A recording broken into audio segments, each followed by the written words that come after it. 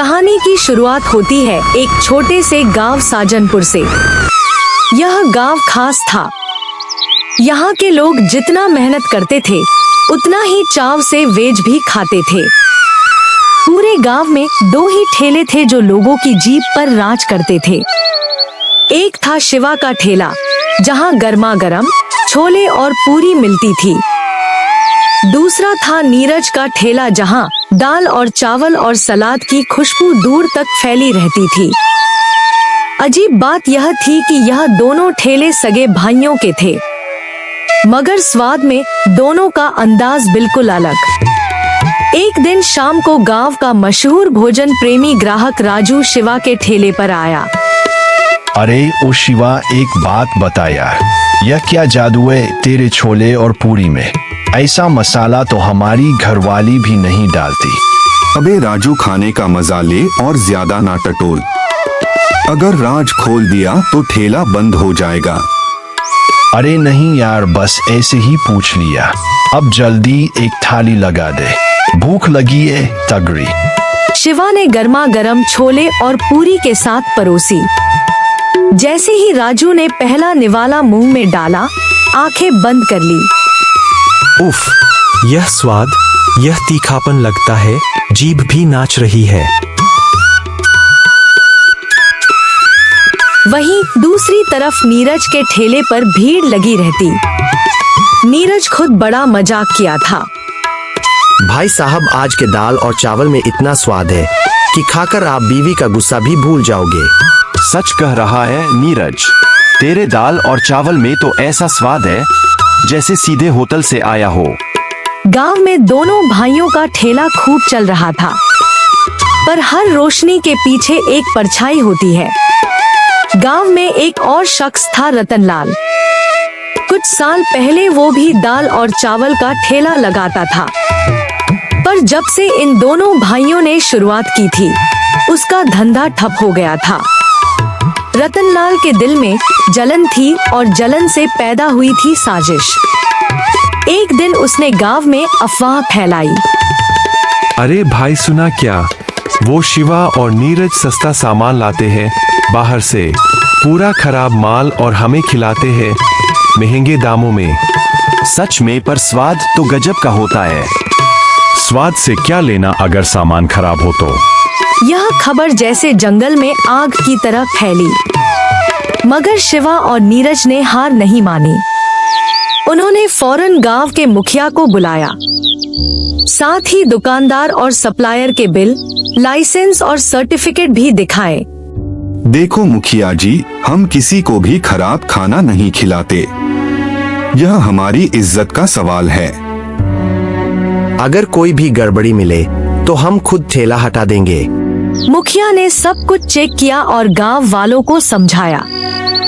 इन दोनों भाइयों के खाने में कोई खराबी नहीं है। अफवाह फैलाने वाला सजा का हकदार है। गांव वालों ने राहत की सांस ली और रतनलाल की साजिश नाकाम हो गई। चलो भाई, अब दोबारा दाल चावल और छोले पूरी का मजा लिया जाए। गांव फिर से स्वाद की खुशबू में डूब गया, पर यह सिर्फ शुरुआत थी।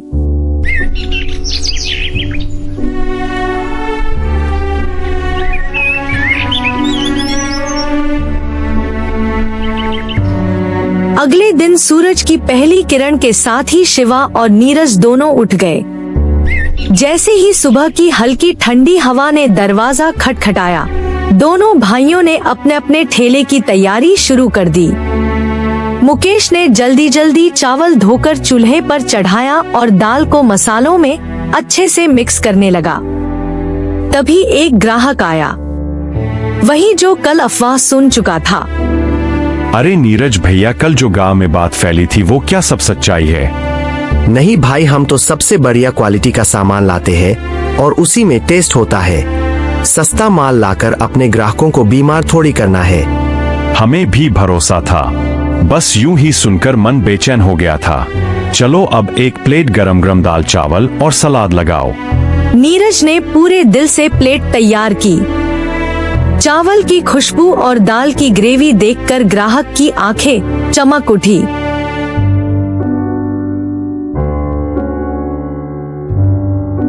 भैया सच कहूँ, जितना स्वाद तुम्हारे दाल चावल में उतना शहर के होटल में भी नहीं मिलता। और ये दाल जैसे जुबान पे नाच रही है। नीरज मुस्कुरा उठा। ऐसा ही तो उसका असली इनाम था। वहीं दूसरी ओर शिवा भी जोरों से पूरी तल रहा था और छोले पतीले में उबल रही थी। छोले की तीखी खुशबू से पूरा मोहल्ला महक उठा था। तभी वहाँ एक भिखारी आ गया, दुबला पतला और चेहरे पर अनुभव की झुर्रियां। बेटा बहुत भूख लगी है, एक थाली दे दे खाने को। मगर मेरे पास पैसे नहीं है अभी, कल जरूर दे दूंगी। अरे दादा, पैसे की क्या बात कर रहे हो? आप खाओ पहले, भूख सबसे बड़ी चीज है। शिवा ने तुरंत एक गर्मागर्म थाली परोसी जिसमें मसालेदार छोले और गरम फूली हुई पूरी थी।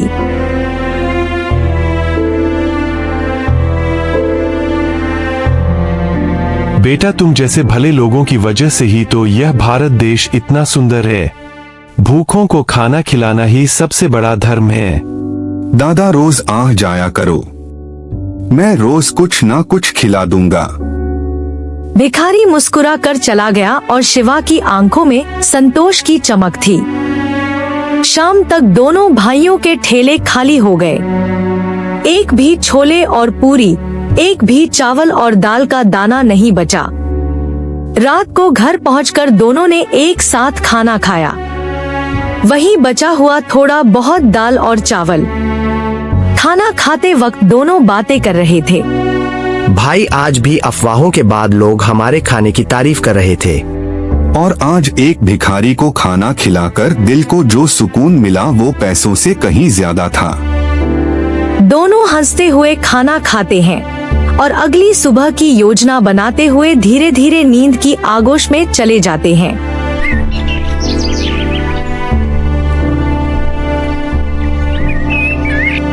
अगले दिन सुबह की ठंडी हवा में शिवा और नीरज रोज की तरह तैयार होकर अपने अपने ठेलों की ओर निकल पड़े। मगर जैसे ही वे चौराहे के पास पहुँचे, उनके कदम रुक गए। जहाँ कल तक उनके ठेले खड़े थे, वहाँ अब सन्नाटा था। ना कोई भीड़, ना खुशबू, ना ठेले। अरे भाई, हमारा ठेला कहाँ गया? पास खड़े एक दुकानदार ने बताया। अरे ग्राम पंचायत के लोगों ने कल रात ही हटा दिया, अब यहाँ ठेला लगाना मना है। यह सुनकर दोनों के चेहरे पर चिंता की लकीरें खींच गई। बिना समय गवाए वे गांव के मुखिया के घर पहुँचे। मुखिया जी, हमारा पेट इसी ठेले से चलता है। अब हम कहाँ जाएंगे मुखिया जी? हम साफ सुथरा और अच्छा खाना बनाते हैं, कोई मिलावट नहीं करते, फिर भी ठेले क्यों बंद कर दिए? मुखिया ने लंबी सांस लेते हुए कहा। अरे भाई, यह मेरा नहीं सरकार का नियम है। सड़क किनारे या खुले में खाना बेचने की इजाजत अब नहीं है। अगर बेचना है तो होटल या ढाबा खोलो। यह कैसा नियम है? गरीब आदमी ढाबा कैसे खोलेगा? इसमें कुछ नहीं कर सकता, अब तुम ही कोई उपाय सोचो। दोनों भारी मन से गांव के एक पुराने पेड़ के नीचे आकर बैठ गए। कुछ देर चुप्पी रही, फिर शामू की आंखों में चमक आई। क्यों ना हम एक छोटा सा ढाबा खोल ले? मैं छोले और पूरी बनाऊंगा, तुम दाल और चावल संभालना। आइडिया तो अच्छा है, लेकिन ढाबा खोलने के लिए पैसे कहाँ से लाएंगे? गांव के सेठ से उधार लेते हैं, उन्हें हमारा खाना बहुत पसंद है, वह जरूर मदद करेंगे। दोनों उसी वक्त गांव के सेठ मणिलाल के पास पहुँचे। सेठ जी, हमें ढाबा खोलने के लिए कुछ पैसे चाहिए, 4 महीने में लौटा देंगे। पैसे तो दे दूंगा, लेकिन एक शर्त है, दाल चावल और छोले पूरी का स्वाद पहले जैसा ही रहना चाहिए। वो तो हमारा वादा है सेठ जी। सेठ ने तुरंत रकम दे दी। दोनों भाइयों के चेहरे पर राहत आ गई।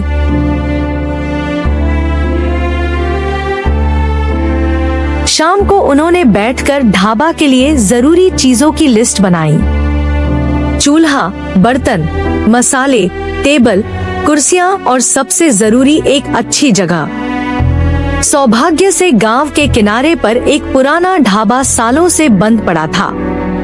मालिक से बात की तो उसने कम किराए पर दे दिया। उस रात घर लौटकर दोनों ने खाना खाया। शामू ने मुस्कुराते हुए कहा, कल से हमारी नई शुरुआत होगी। और यह शुरुआत ठेले से भी ज्यादा सफल होगी।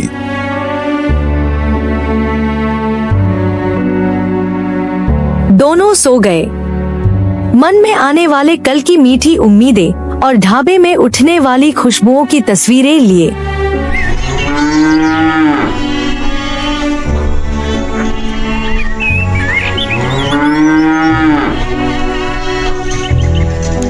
अगली सुबह दोनों भाई शिवा और नीरज नई उम्मीदों के साथ उठे। जल्दी जल्दी नहा धोकर साफ कपड़े पहनकर अपने नए होटल की ओर निकल पड़े। रास्ते में ही वे सोच रहे थे कि आज पहला दिन है, पता नहीं भीड़ आएगी या नहीं। होटल पहुंचते ही दोनों ने कमर कस ली। शिवा ने छोले और पूरी बनाने की तैयारी शुरू कर दी। ताजा मसाले पीसे प्याज टमाटर भूनकर उसमें छोले डाल दिए। मसालों की खुशबू पूरे होटल में फैलने लगी। उधर नीरज ने कढ़ाई में तेल डालकर दाल बनाना शुरू कर दिया और जैसे जैसे पकने की महक फैलती होटल के आसपास लोग रुकने लगे। पहला ग्राहक आया गांव का ही रामू। अरे भाई, खाने की तो गजब खुशबू आ रही है। एक प्लेट छोले और पूरी दे दो। बस 5 मिनट रुक जा राजू, अभी ताजा ताजा परोसता हूँ। 5 मिनट बाद गर्मागर्म छोले और पूरी राजू के सामने थी। राजू ने पहला निवाला लिया और उसकी आंखें चमक उठी। अरे भाई, मजा आ गया। यह स्वाद, यह तीखापन बिल्कुल पहले जैसा ही है, बल्कि और भी बढ़िया है शिवा। धीरे धीरे भीड़ बढ़ने लगी। गांव में जो भी पहले उनके ठेलों पर आता था, अब सब एक ही जगह पर मिलने लगा। होटल के बाहर हंसी मजाक, प्लेटों की खनक और मसालों की खुशबू का माहौल था। शाम तक हालत यह हो गई कि ना एक पूरी बची ना एक दाना चावल। बर्तन खाली, ग्राहक खुश और दोनों भाइयों के चेहरे पर संतोष की मुस्कान। रात को घर आकर दोनों बैठ गए। भाई, सच कहूँ तो ठेला बंद होना हमारे लिए वरदान बन गया। अब मुनाफा भी ज्यादा है और हम दोनों एक साथ काम भी करते हैं। हाँ भाई, और सबसे बड़ी बात, अब हमारे ग्राहकों को एक ही जगह पर दोनों का स्वाद मिल जाता है। और सेठ जी की शर्त भी पूरी हो रही है। छोले और दाल का स्वाद वही पुराना। देख नीरज, मेहनत और ईमानदारी कभी बेकार नहीं जाती। और भाईचारा सबसे बड़ी ताकत है।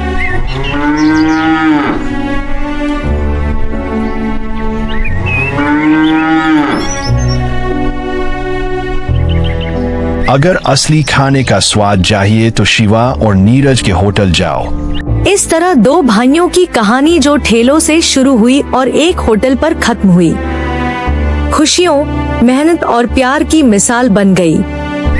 गांव में उनके नाम का मतलब ही बन गया। स्वाद और भरोसा एक छत के नीचे।